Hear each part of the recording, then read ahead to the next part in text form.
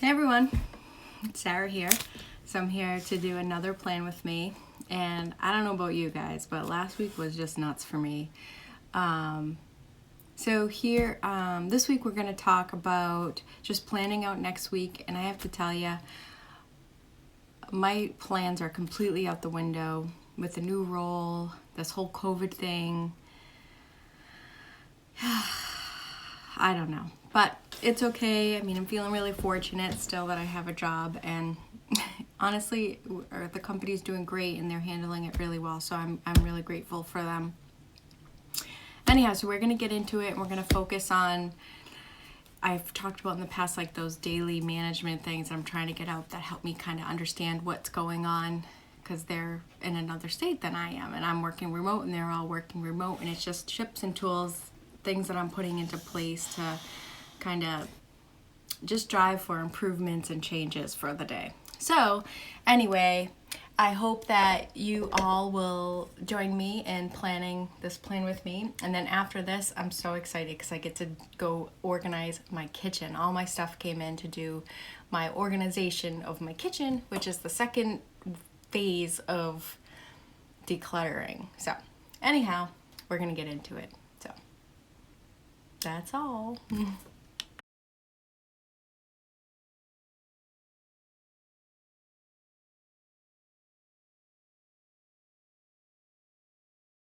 So here's last week, and as I said in the intro, this totally kind of went out the window. I had plans, they were great. I thought I had some days where I didn't have a lot of meetings. Well, I ended up getting pulled into meetings and more work thrown on me, and honestly I had to pivot and just reprioritize. So here's the flip through of last week. All right, so here I'm just putting in my kind of the shell of the week, if you will, and this is just how I do the shell, and I break up the different areas of my life, and I find this to be extremely helpful because it just helps me transition from one thing to the next thing. And this month, if you didn't watch my May goals, I'm focusing on fitness, and it's actually, so it's not going to be like super workout. I'm just focusing on being active, and they say that it's what you eat more than what you do. So I'm going to focus on just more balanced meals. So I'm pulling in that balance, that word of the year. And so I'm just trying to balance my meals and balance my time. And I'm breaking up my kind of the areas of my life with a different color coding, just to kind of help me with that mental transition, especially now given that I'm just working from home and I'm not really, I don't have that car ride, which is so, I love my commute. It's not crazy commute, like traffic commute, but I miss my books and everything, and my music, I've noticed. So here I'm just kind of breaking up those goals in the different areas of my life. And so again, pink is Sarah time, or self-care, gray is plan the grind, green is family, and blue is work for me. And I just kind of set my weekly goals, and these align with my yearly goals. And so they could be my yearly goals for work, they could be my which I will be honest, they're kind of all in the air right now, or it could be just the year of balance, the themes that I identified for each of the months. So check out my my monthly goals, and I talk about each of the themes, and I'll put a card like in here somewhere so to link to that. But each month I have a theme to help me kind of find that balance throughout the year and just make progress to that balance. So I'm just putting it in, and I realized I ran out of pink stickers, so I'm using the beige, and those are available in my shop. Especially now given kind of the way everything is going, I really find it helpful to make time for that self-care, whether it be journaling or exercising or walking with your friends or walking your dog, or just like a nice meal that is, or maybe not a nice meal, because that could also be self-care. So anyhow, so just scheduling in that time, even if you don't do it at that exact time, it really just helps me realize how much I'm neglecting this area of my life, or I'm not making time for the things that I value. So here I'm just setting up that kind of the weekly schedule of time to help me visually understand where my blocks of free time is and what the overall balance looks like for the week.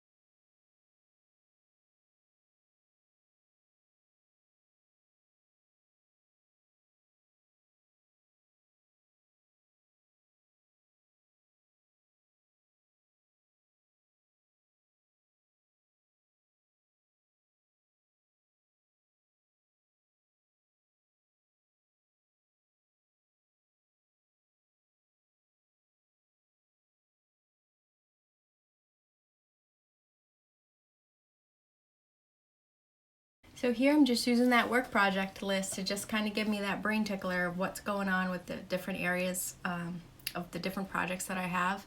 And it's just helping me, and I'm reflecting back to last week. What did I get done? What didn't I? What got added? What didn't, what got taken away? And so I'm really just kind of driving that into the week there.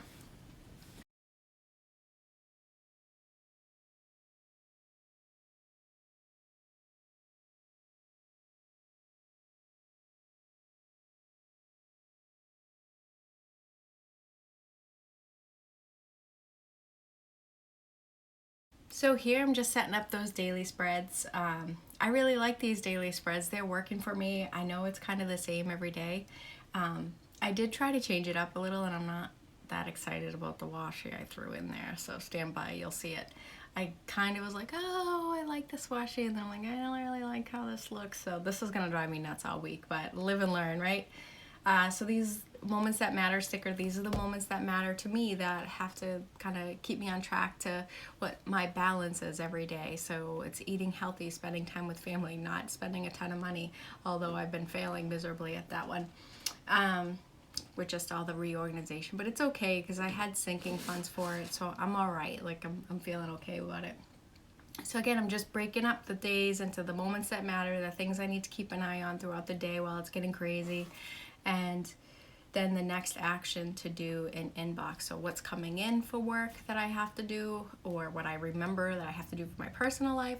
The to-dos are just anything that's like take meat out. I've used that as an example a few times. Or it's maybe not it's something that's just mundane, but you can't forget to do it. That may be reoccurring. So it's not really it's a next action, but it's just like I'm not going to keep writing in make dinner every night or whatever. So and then the next actions are from my next action list that I have in my work bullet journal. So there's that washi. I hate it. I like the washi. I don't like how I used it. So anyway, stand by.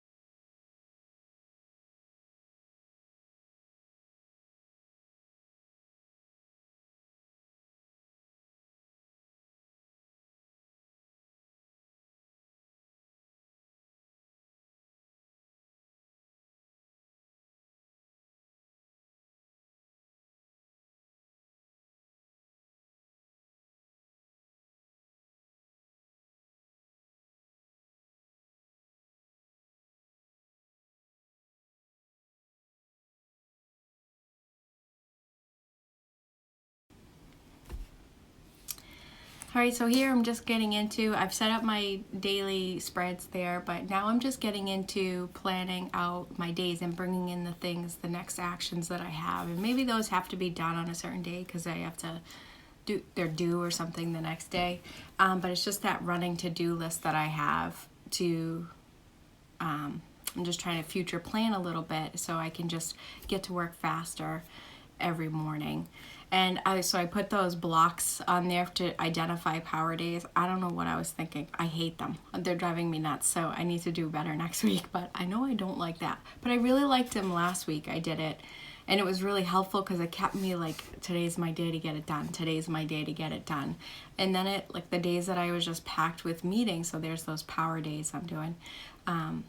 Those days that I was packed with meeting, it also made it less stressful because I knew I was spending the majority of my time driving those meetings. So it just lowered my expectations of myself for that day. And I really think that people just go in and think, I'm going to tackle the world, but yeah, I have 8 hours worth of meetings today. And it's just an unrealistic expectation to put on yourself. So